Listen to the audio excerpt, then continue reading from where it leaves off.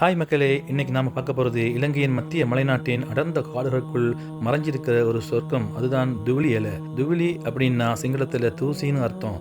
இந்த நீர்வீழ்ச்சி மேலே இருந்து விழும்போது தண்ணி அப்படியே பனிமூட்டம் மாதிரி காத்துல சிதறி தூசி மாதிரி வர்றதால தான் இதுக்கு இந்த பெயர் வந்துச்சு. மாத்தளை மாவட்டத்தில் இருக்கிற லக்கல பகுதி வழியாக புகழ்பெற்ற நக்கில்ஸ் காடுகளுக்குள்ள ட்ரெக்கிங் செஞ்சு தான் இந்த இடத்துக்கு போகணும்.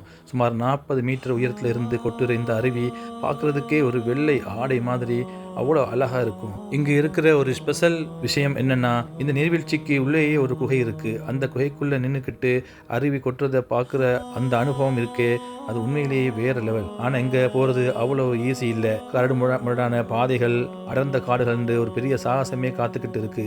இந்த இடத்துல ஒரு பழைய காலத்து துறவிகள் தவம் செஞ்ச குகைகளும் இருக்கிறதா சொல்லப்படுது.